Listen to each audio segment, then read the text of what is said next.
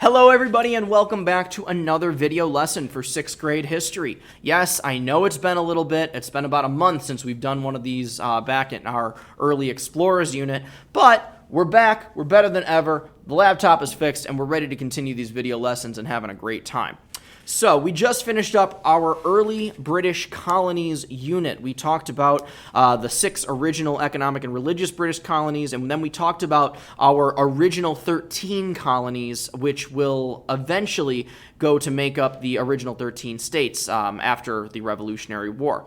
But I'm getting ahead of myself because we just finished the colonies, and we are not the United States of America yet, and we need to cover how we became the United States of America. So, we're launching ourselves into the American Revolution, which is our fight and our war against Great Britain for independence or for freedom, all right? Now, we're going to talk about all different aspects of the war. We're going to talk about the outcomes, so what happened after. We're going to talk about the specific battles and the other events. We're going to talk about documents that were written that were very important to gaining support for the war and to share the message that was being felt by these patriots, as we call them, people who supported the revolution. And we're also going to talk about the reasons why the war started, because wars don't just pop out of nowhere. There's usually a bunch of causes that turn up in the effect of a war, right? And usually these are causes that are not good, and they are making the people who are rising up against the government or whoever they're trying to fight, it's making them unhappy, all right? Or what we like to say, dissatisfied. So the title of your note sheet and the title of today's videos is Controls and Dissatisfaction. So we're going to talk about the way that Great Britain controlled the colonists, and we're also going to talk about the reasons that the colonists were dissatisfied. But what does that word really mean, dissatisfied? Let's take a look up here, all right? You've got two parts to that word. You've got the word dis, or the prefix dis, and you've got the root word of satisfied. Well, what does that root word mean? Satisfied usually means that you're content or you're happy with your situation or whatever you're doing at that time, right? And the prefix of dis is going to make the opposite of that happen. So when you put those together and you create dissatisfied, what we're saying is that these colonists were unhappy about the situation that they found themselves in. And we're going to talk about the reasons why. All right. Specifically, though, we need to talk about, what set up all of this. We need to talk about the types of relationships that were being had between the people who lived in the colonies and the British government all the way across the Atlantic Ocean, all right? And the first group of relationships we're going to go over are economic relationships. And this right here, ladies and gentlemen, is really where your note sheet is going to start, all right? First off, Great Britain started to control trade very heavily. They had a strict control on trade. Reason for this was they didn't want colonists purchasing goods that were made in any other country besides Great Britain. They didn't want them having French goods. They didn't want them having Spanish goods. They didn't want them buying goods from Portugal. They didn't want them buying goods from anyone except for Great Britain. Why? Because that ensures that the money that is being spent is staying within that country, all right? And that makes them, in turn, more powerful because it shows that the country is more successful. They're able to sell more of their goods. They're able to take over more areas of land. So Great Britain is going to start to control trade very heavily. Great Britain is also going to impose taxes on the colonists. Taxes are an extra charge usually given by the government on goods that you are purchasing. They can be, there's like sales tax, so every time you purchase something, there's always a price added on. And that money gets sent to the government and is usually used to fund the public projects, like things like roads or things like schools. It can be used to give funding or to give money to, all right? But Great Britain was taxing the colonists for some other reasons. They had gotten themselves mixed up in a conflict called the French and Indian War, and after that conflict was over, Great Britain needed to make up a lot of the money that they had spent, so they begin to tax the colonists very heavily, all right? The other economic relationship that the British are going to have with the colonists is that the colonies are really good at producing raw materials, whereas Great Britain is really good at producing finished goods. So you're going to have raw materials being made, being grown, being produced in the colonies. They're going to get shipped back to Great Britain, and then they are going to get picked up and traded for manufactured goods, which will then come back to the colonies. So that's one of the biggest cooperations in the relationships between Great Britain and the colonies is the trade portion of it.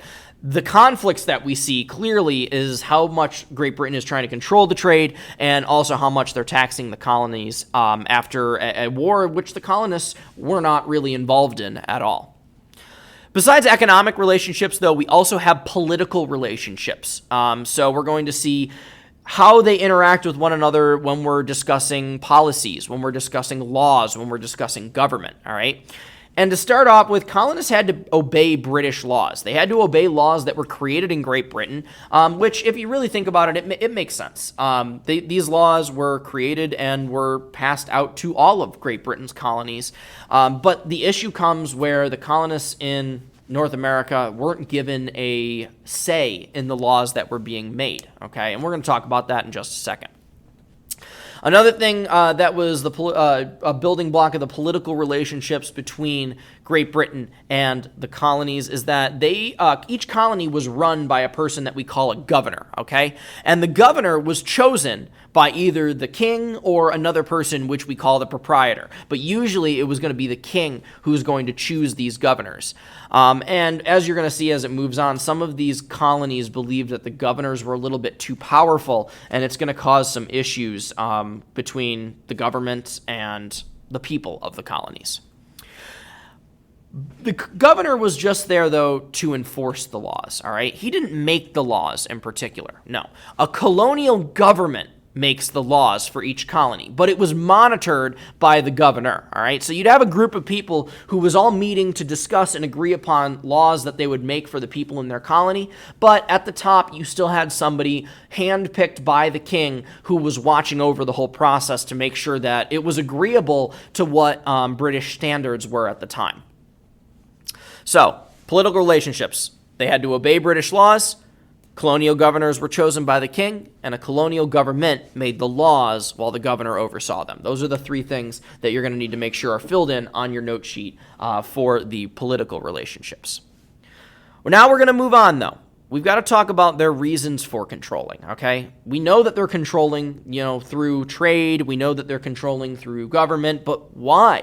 All right, so first off, Great Britain wants to stay a world power. It was at this point in time, ladies and gentlemen, that they were spreading their influence all over the globe and creating colonies on almost every continent except for Antarctica. All right, and they wanted to remain that way. They wanted to remain top dog in the world, okay?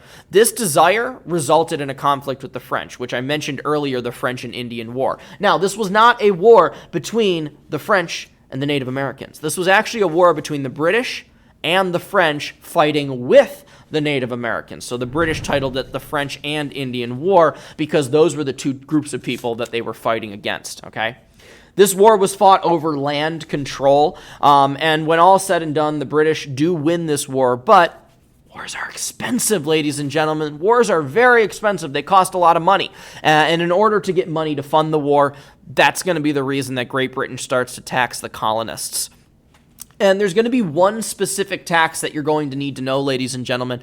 That is called the Stamp Act, okay? The Stamp Act was created, which taxed many everyday items, such as paper goods, okay? That's going to be something that's really a problem. Anything that was made with paper, all right? Newspapers, magazines, letters, literal stamps, all of those now had a huge tax on them, which made the colonists very unhappy. Another one that you're going to see really getting on their nerves is the tea tax. We'll talk about how important tea is to British people's culture, and it was just the same for the colonists as well. Because you got to remember, even though they're living in the colonies, they're still under British rule. They're still following British traditions. And so when the government starts to tax tea, that's not good. Most British people will drink tea around every afternoon. So that's an everyday staple of living, meaning it was very important to them.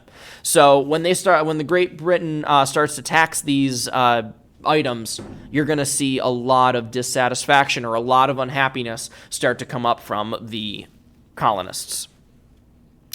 Then we have our reasons for taxation, which I already kind of mentioned. This is much shorter than our reasons for control. But the main reason for taxation, ladies and gentlemen, is that they needed to fund or they needed to raise money for the French and Indian War. And specifically, they needed to help maintain the British troops that were there.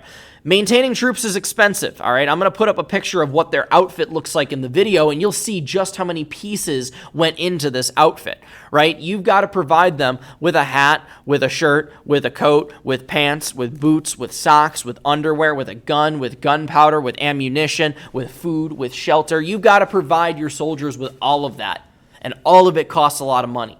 And where was that money coming from?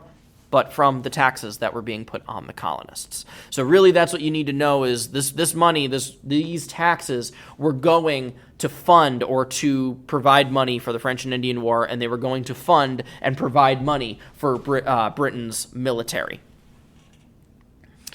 The last section that we need to go over are the sources of colonial dissatisfaction. We're going to have 5 of them total, all right? The first one, and probably the most important, and I would star it, underline it, circle it, do something so that you remember it, is that colonists had no representation in Parliament. You're going to hear a sort of a battle cry throughout the American Revolution. No taxation without representation. And what that means, ladies and gentlemen, is if you're not going to be willing to let colonists have a seat in Parliament, which is Great Britain's government, essentially, it's where their representative go. If we're not going to be allowed to have a seat there, then we shouldn't have to follow your rules. We shouldn't have to pay your taxes because we didn't vote on whether or not we wanted those things. And that's really going to make people upset. So colonists having no representation in Parliament, that's definitely going to be what I would consider the main reason of dissatisfaction. The main source of dissatisfaction is that they had no representation in Parliament.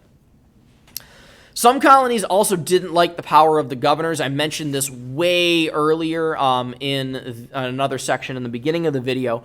But you've got the king who is essentially handpicking the leader of a colony, right? And if they're overseeing the government and what laws are being made, by extension, it's almost as if the king was overseeing that himself because he's trusting in his governor to carry out what the king believes and to carry out what he thinks is best for Great Britain.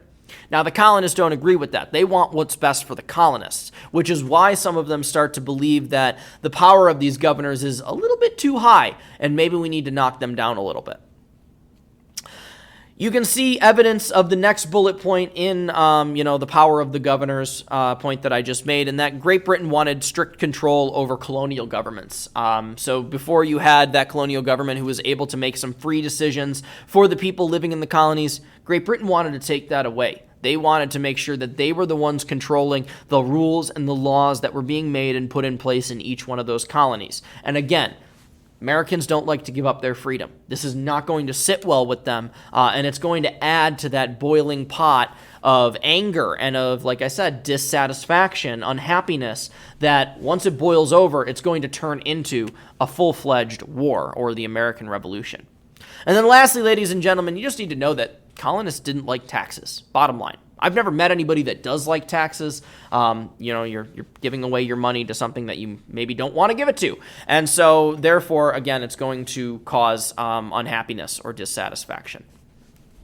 The last point that we need to go over on sources of dissatisfaction is a document known as the Proclamation of 1763. Okay, this was an order that came from King George III. We're going to talk about who he is, but he's the king of Great Britain at this time, which controlled the movement of settlers to the west. All right, so we landed on our eastern coast off the Atlantic Ocean, and slowly but surely we're going to start to push our way inland. We're going to need more room to live. More houses are going to need to be built. More towns and cities are going to pop up, so we're going to move farther inland. But there's one big barrier that separates the eastern coast area from anywhere else in the United States, and that is the Appalachian Mountains.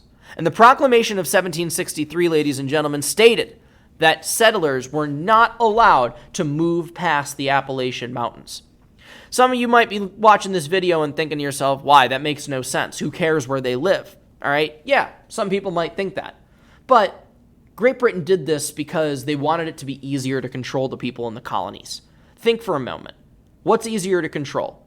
People spread out over a large area, or people who are all grouped in one area? Think about it in a classroom setting. What's easier for me to control as a teacher? You guys all sitting in a classroom, or when I take us outside and let you run loose? So it has to do with size, and it has to do with where people were going to live for the purpose of being able to control them. So this is really all you need to know, ladies and gentlemen, about what set up the revolution. You need to know about the economic and political relationships between Great Britain and the colonists. You need to know the sources of their unhappiness or their dissatisfaction, and you also need to know the reasons why Great Britain was trying to control so much of the colonies and trying to tax them so much as well.